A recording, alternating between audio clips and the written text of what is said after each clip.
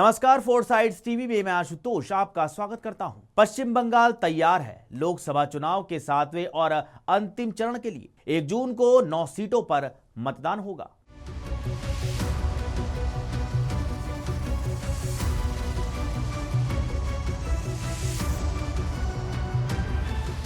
छह चरणों में बंगाल की 33 लोकसभा सीटों पर मतदान हो चुके हैं। 6 चरणों में मतदान के बाद बीजेपी और तृणमूल कांग्रेस दोनों ही पार्टियां जीत का दावा कर रही हैं। पीएम नरेंद्र मोदी ने दावा किया कि इस बार बीजेपी पश्चिम बंगाल में सबसे बड़ी जीत हासिल करेगी। वहीं टीएमसी का दावा है कि तृणमूल कांग्रेस को रिकॉर्ड संख्या में सीट मिलेगी। तो कौन इस इम्तिहान में पास होगा, सवाल बड़ा है।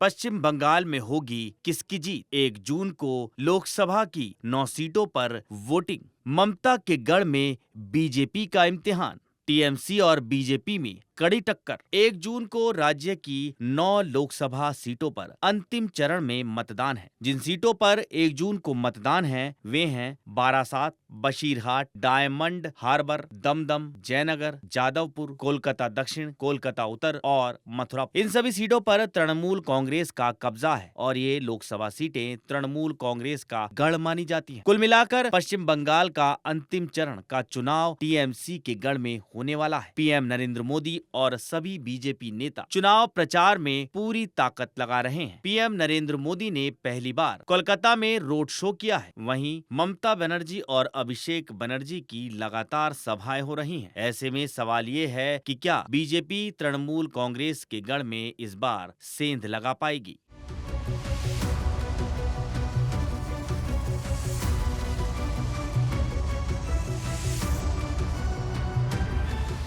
पिछले लोकसभा चुनाव में बीजेपी ने 42 लोकसभा सीटों में से अप्रत्याशित 18 सीटों पर जीत हासिल की थी। वहीं टीएमसी को 22 सीटों पर जीत मिली थी और कांग्रेस को मात्र 2 सीटों से ही संतोष करना पड़ा था। साल 2021 के विधानसभा चुनाव में साल 2019 के परिणाम को आधार बनाकर बीजेपी ने ममता बनर्जी की सरकार को कड़ी चुनौती दी। हालांकि बीजेपी के विधायकों की संख्या 3 से बढ़कर 70 हो गई, लेकिन ममता बनर्जी तीसरी बार फिर से बंगाल में सरकार बनाने में कामयाब रही थी। बंगाल में जीत के बाद ममता बनर्जी और टीएमसी ने दावा किया था कि उन्होंने बीजेपी के विजय रथ को बंगाल में रोक दिया है।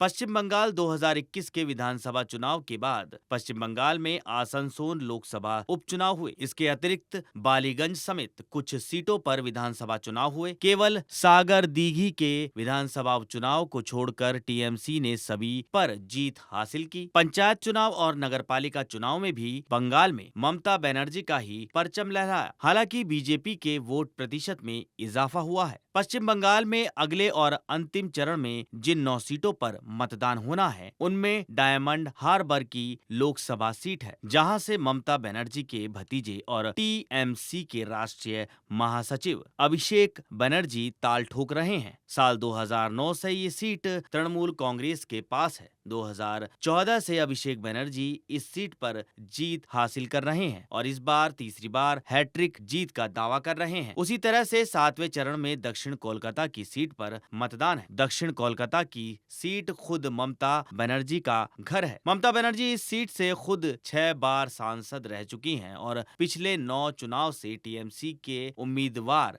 विजयी हो रहे हैं।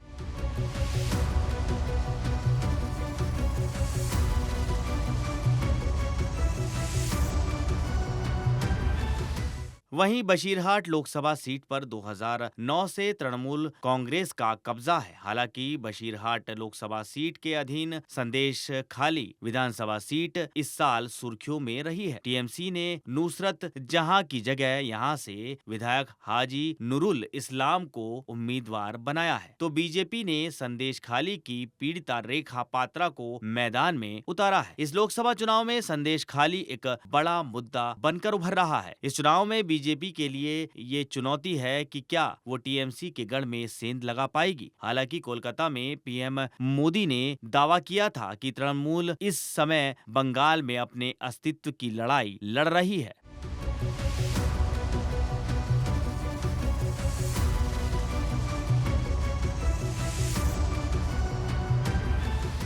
खबरों में रहना है अपडेट तो देखते रहिए फोर्साइट्स टीवी।